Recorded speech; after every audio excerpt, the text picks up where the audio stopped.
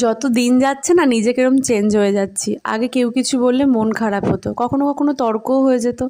এখন মনে হয় ধুর বাবা, ঠিক টাইম আসবে তখন জবাব দেবো, আর না হলে কে কী বললো আমার কোনো আসে যায় না।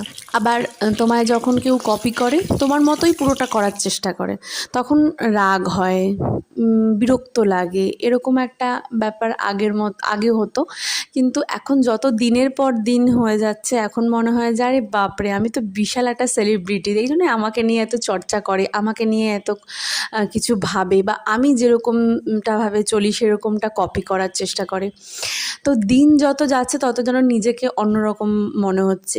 কেউ তোমার ওপর রাগ করে থাকলে, কোনো ভুল বোঝাবুঝি থাকলে সেটাকে আর ভালোভাবে বোঝানোর চেষ্টা, বা নিজেকে ভালো ভাবানোর চেষ্টা করা, এগুলো সমস্ত কিছু কোথায় যেন চলে যাচ্ছে। মনেই হয় না আর নিজেকে প্রমাণ করি যে হ্যাঁ, আমি এটা তোমার ব্যাপারে ভাবিনি, বা আমি ভুল নই, বা কিছু। মনে হয় যে